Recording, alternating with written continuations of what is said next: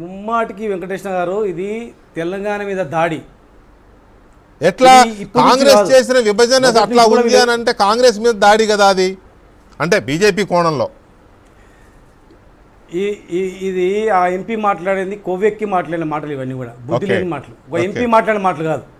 ఆయన మాట్లాడితే ఆడ 8 మంది 16 మంది ఎంపీలు ఉన్నారు. గల్లా పట్టాలి పోయి. మా దయాకర్ గారు చెప్పినట్లు నిజంగా తెలంగాణ పౌరుషం ఉంటే, తెలంగాణ ఉద్యమం పట్ల అవగాహన ఉంటే గల్లబట్టి అడగాలి. కరెక్టే మీరు అన్నట్టు. ఒక దయాకర్ అక్కడ 8 మంది దయాకర్లు ఉన్నారు కాంగ్రెస్ నుంచి, బీజేపీ నుంచి 8 మంది ఉన్నారు, 16 మంది ఉన్నారు.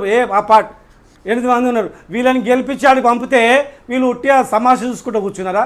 పదవులను పక్కగా పెట్టి గల్ల పడితే ప్రజలు హర్షిస్తారు. ఈరోజు ఏం బుద్ధి లేకుండా పాకిస్తాన్ ఇండియాతో పోలుస్తారా? మరి ఇప్పుడు పాకిస్తాన్ కలుపుకుంటారా? మీరు ఇండియాలో కలుపుకుంటారా? ఈ విధానం ఏంది అంటే అట్లా కలపడము విడిపోవడము మీకు ఇష్టం లేదా? దానికి దీనికి పోలికేముంది? గతంలో వెంకటకృష్ణ గారు వీళ్ళు ఒక రాష్ట్రము ఒక ఓటు 2 కాకినాడ తీర్మానం, ఒక ఓటు తీర్మానం చేసి జార్ఖండ్ ఇచ్చారు. వినండి శంకర్ గారు, నేను మాట్లాడక మీరు మాట్లాడలే కదా. ఒక ఓటు 2 రాష్ట్రాలు అన్నారు. ఛత్తీస్గఢ్ ఇచ్చిండ్రు, జార్ఖండ్ ఇచ్చిండ్రు, తెలంగాణ ఇవ్వలేదు. సుష్మా స్వరాజ్ గారి యొక్క ఆమె త్యాగాలను తెలంగాణ సమాజం ఇప్పటికీ కూడా మర్చిపోలేదు. ఉమాభారతి గారు గారి, సుష్మా స్వరాజ్ గారు కానీ, సోనియా గాంధీ గారు కానీ చెప్తున్నా. బీజేపీ పార్టీగానే ఆమె కొట్లాడింది. ఇలా వీళ్ళు సుష్మా స్వరాజ్ గారు ఇప్పుడు చెప్తున్నాం కదా, మేము ఆ పార్టీ ఉన్నా కూడా వాళ్ళిద్దరు కేసీఆర్ గారు త్యాగం చేసి నిరాహార చేస్తే వాళ్ళిద్దరు ఇంకెంతమంది చచ్చిపోతారు, ఇంతమంది చనిపోయిన అమరుల త్యాగాలను గుర్తించి వాళ్ళిద్దరూ కన్నీరు పెట్టుకున్నారు. తెలంగాణ రావడంలో ప్రధాన పాత్ర పోషించారు. కానీ ఇవాళ తల్లిని చంపి బిడ్డను వేరు చేసిన ప్రధానమంత్రి గారు మాట్లాడతారా? తర్వాత లైట్లు బంద్ చేసి రాష్ట్రం ఇచ్చినంటారా? 2 రాష్ట్రాలను కలపాలా? 2 రాష్ట్రాల ప్రజలను అయిపోయింది, మీ ఇద్దరికి ఫండ్స్ ఇస్తా, మీ 2 రాష్ట్రాలను ఆదుకుంటా.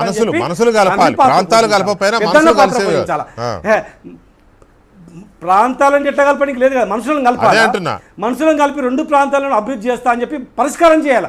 నీళ్ళ వివాదం వచ్చినా, నిధుల వివాదం వచ్చినా, పరిశ్రమలు పెట్టినా రెండింటిని సంతోషపరిచి కలిసిమెలిసి ఉండని చెప్పాలా. తండ్రి పాత్ర పోషించరు, పెద్దన్న పాత్ర పోషించరు.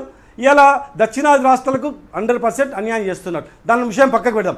ఇవాళ ఆయన మాట్లాడిన మాటలు తెలంగాణ సమాజం ఎవరు కూడా ఒప్పుకోరు. 2 ఈడ 16 మంది ఉండి ఒక్కరు కూడా మాట్లాడాలి ఇప్పటివరకు అంటే దాన్ని కూడా ఎవరు ఒప్పుకోరు. మీ పార్టీల విధానమా ఆలోచన చేసుకోవాలి. తెలంగాణ పౌరుషం ఉన్నా, చీము రక్తం ఉన్నా ఖచ్చితంగా రేపు వాళ్ళు నిలదీయాలి వాడిని. ఎందుకంటే అలాంటి చీడపురుగులు, అలాంటి శక్తులు ఈరోజు భారతదేశంలో విచ్ఛిన్నం చెప్తున్నారు కదా. వారు బీజేపీ పార్టీ వాళ్ళు, కాంగ్రెస్ వాళ్ళు విచ్ఛిన్నం చేయాలని చూస్తున్నారా, లేదా స్టాలిన్ విచ్ఛిన్నం చేస్తా చూస్తున్నారని చెప్తున్నారు కదా. నేను చెప్తున్నా, ఈ విధానం వల్ల రేపు భవిష్యత్తులో ఉత్తర భారతదేశం, దక్షిణ భారతదేశం అనే ఉద్యమం డెఫినెట్గా ఈ రోజు కాకపోతే ఏ రోజైనా కొట్లాడుకుంటారు. రాసి పెట్టుకోండి అదంతా కూడా. ఎవరు కూడా తెలంగాణ ఆంధ్ర ఎందుకు విడిపోయింది? అక్కడ వ్యత్యాసాలు వచ్చినప్పుడే చిన్న చూపు చూసిందని చెప్పి పాలకుల వల్ల విడిపోయింది, ప్రజల వల్ల కాదు విడిపోయింది. ఈరోజు కూడా ఈ పాలకులు ఇదే విధంగా కొనసాగితే డెఫినెట్గా కొట్లాటలు అవుతాయి. ఆ కొట్లాటలు ఎంత దారి తీస్తో చెప్పలేం కదా. అంటే దానికి పునాది నాంది వేసేది కూడా ఇలాంటి విధానాల వల్లనే. సరే మీరు ఏం చేస్తారో మీకు మెజార్టీని చేసుకోండి, చూసుకుందాం తర్వాత ఇష్యూ. కానీ ఇలా బిడ్డ తెలంగాణ గురించి మాట్లాడితే మాత్రం 4 కోసేస్తారు. ఎందుకంటే తెలంగాణ గురించి మాట్లాడేది ఇవ్వనికి లేదు. ఉట్టిగా రాలే తెలంగాణ. 100 మంది 1000 మంది చనిపోయారు. ఎన్నో త్యాగాలు, జీవితాలు మొత్తం కూడా మా దయాకర్ గారు చెప్పినట్లు యవ్వనం మొత్తం పోయింది. మొత్తం పెళ్ళాం పిల్లలు వదిలిపెట్టి ఏళ్ళ తరబడి కొట్లాడినరు. మా త్యాగాల కన్నా ఎక్కువ చనిపోయిన త్యాగాలు ఇంకెక్కువ ఉన్నాయి. ఆ రోజు కష్టపడ్డానికి తెలుస్తుంది, దూరం చూసినోనికి ఏమని తెలుస్తుంది, తెలంగాణ వద్దడానికి ఏమని తెలుస్తుంది. డైలాగులు మాట్లాడడానికి చాలామంది డైలాగ్ మాట్లాడతారు. మీరు కూడా ఆ రోజులో చూసిర్రు, దగ్గరుండి చూసిర్రు. చాలామంది మీడియా మిత్రులు కూడా మరి చనిపోయిన అమరులను చూసి కన్నీరు పెట్టుకున్నారు. అరే ఇన్ని రోజులు కొట్లాడుకుందాం రా, విడిపోయి బాగుందామని. ఇవాళ ఇంత కష్టపడి తెచ్చుకున్న తెలంగాణ మీరు నిధులు ఇవ్వకపోయినా మేమేమన్నాం, ఇంకా ఏం మాట్లాడేమన్నాం. కానీ దేశ విభజనతో పాకిస్తాన్ ఇండియాతో పోల్చి మాట్లాడితే మాత్రం ఇట్టి పరిస్థితి ఊరుకోం. ఖచ్చితంగా కూడా దానికి తగిన సమాధానం పాయల్ శంకర్ గారు ఇక్కడ ఇవాళ ఒక విషయం చూస్తే దేశమంతా ఇవాళ మహిళా రిజర్వేషన్ బిల్లు, డీలిమిటేషన్ బిల్ అనేది